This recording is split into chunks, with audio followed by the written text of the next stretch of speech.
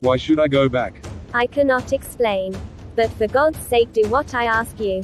Go back and never set foot upon the moor again. But I have only just come. Man, can you not tell when a warning is for your own good? Go back to London. Start tonight. Get away from this place at all costs. Hush. My brother is coming. Not a word of what I have said. Would you mind getting that orchid for me among the mare's tails yonder?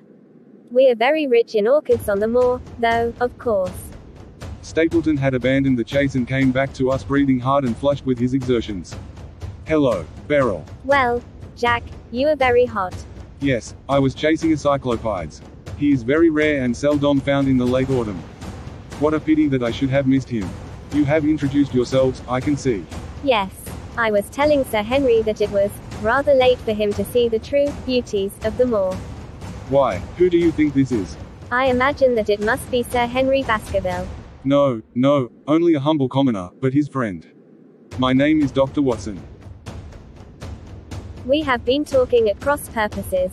Why, you had not very much time for talk. I talked as if Dr. Watson were a resident instead of being merely a visitor. It cannot much matter to him whether it is early or late for the orchids. But you will come on, will you not, and see Merripit House? It becomes a very short walk from the moor to the Merripit House, Dr. Watson. This is the Merripit House. We went inside the house. Queer spot to choose, is it not? And yet we managed to make ourselves fairly happy, do we not? Beryl. Quite happy. I had a school. It was in the North Country. The work to a man of my temperament was mechanical and uninteresting, but the privilege of living with youth, of helping to mold those young minds, and of impressing them with one's own character and ideals, was very dear to me. However, the fates were against us. A serious epidemic broke out in the school and 3 of the boys died. It never recovered from the blow, and much of my capital was irretrievably swallowed up. And yet, if it were not for the loss of the charming companionship of the boys, I could rejoice over my own misfortune, for, with my strong tastes for botany and zoology, I find an unlimited field of work here, and my sister is as devoted to nature as I am. All this, Dr. Watson, has been brought upon your head by your expression as you surveyed the moor out of our window. It certainly did cross my mind that it might be a little dull, less for you, perhaps, than for your sister.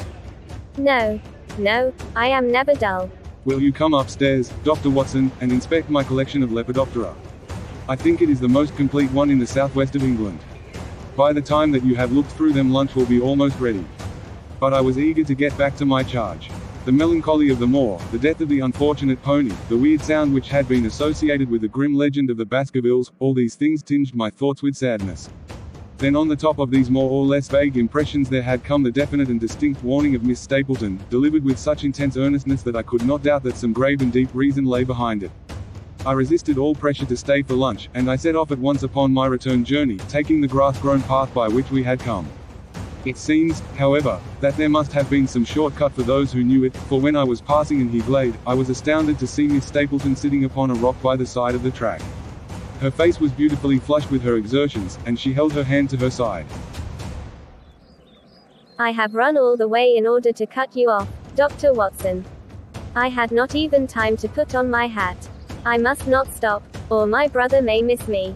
I wanted to say to you how sorry I am about the stupid mistake I made in thinking that you were Sir Henry. Please forget the words I said, which have no application whatever to you. But I can't forget 'em, Miss Stapleton. I am Sir Henry's friend, and his welfare is a very close concern of mine. Tell me why it was that you were so eager that Sir Henry should return to London. A woman's whim, Dr. Watson. When you know me better you will understand that I cannot always give reasons for what I say or do. No, I remember the thrill in your voice. I remember the look in your eyes. Please, be frank with me, Miss Stapleton, for ever since I have been here I have been conscious of shadows all round me. Life has become like that great Grimpen mire, with little green patches everywhere into which one may sink in with no guide to point the track. Tell me then what it was that you meant, and I will promise to convey your warning to Sir Henry. You make too much of it, Dr. Watson. My brother and I were very much shocked by the death of Sir Charles. We knew him very intimately, for his favourite walk was over the moor to our house. He was deeply impressed with the curse which hung over the family, and when this tragedy came I naturally felt that there must be some grounds for the fears which he had expressed. I was distressed therefore when another member of the family came down to live here, and I felt that he should be warned of the danger which he will run. That was all which I intended to convey. But what is the danger? You know the story of the Hound. I do not believe in such nonsense. But I do. If you have any influence with Sir Henry, take him away from a place which has always been fatal to his family. The world is wide. Why should he wish to live at the place of danger? Because it is the place of danger. That is Sir Henry's nature. I fear that unless you can give me some more definite information than this, it would be impossible to get him to move. I cannot say anything definite, for I do not know anything definite. I would ask you one more question, Miss Stapleton. If you meant no more than this when you first spoke to me, why should you not wish your brother to overhear what you said? There is nothing to which he, or anyone else, could object. The farmers on the moor are very, very poor, Dr. Watson. This part of England, the countryside, should be improved. My brother is very anxious to have the hall inhabited, for he thinks it is for the good of the poor folk upon the moor. He would be very angry if he knew that I have said anything which might induce Sir Henry to go away. He wants Sir Henry to stay and improve the countryside. But I have done my duty now and I will say no more. I must get back now. She turned and had disappeared in a few minutes among the scattered boulders, while I, with my soul full of vague fears, pursued my way to Baskerville Hall. The next day, Stapleton had came to Baskerville Hall. Caller, Sir Henry. Let's have today's lunch at Merripit House. That was at Merripit House when Sir Henry first saw Miss Stapleton.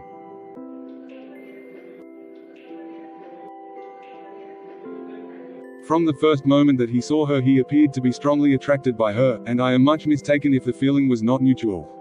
Sir Henry Baskerville was at Merripit House for the afternoon, so I left for the Baskerville Hall. I had to write my report on the moor's happenings to Sherlock Holmes. While I was walking, I met another neighbor, Mr. Frankland of Laughter Hall. Do come at Laughter Hall, sometimes. I have a telescope on the terrace. From it, we can see the view of the whole moor. Oh, yes. At evening I told Sir Henry about my investigation of the morning about searching if really Barrymore was at the hall when we were in London. I'll ask him right away if he was there. Barrymore, did you receive the telegram which I sent you? Yes, sir. Did the boy deliver it into your own hands? No, I was in the box room at the time, and my wife brought it up to me. Did you answer it yourself? No, I told my wife what to answer and she went down to write it. I could not quite understand the object of your questions this morning, Sir Henry. I trust that they do not mean that I have done anything to forfeit your confidence.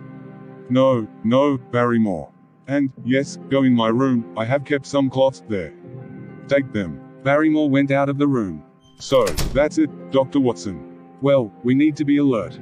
And, remember, today night we need to find out who was that crying, last night. The day passed, and soon, it was night. Sir Henry, Baskerville, and I were sitting, in my room, trying, hard to be, awake. And that's, when, we heard, footsteps. Let's follow. It was Barrymore, when we peeped out of the room. He was walking towards the kitchen. We followed him to the kitchen.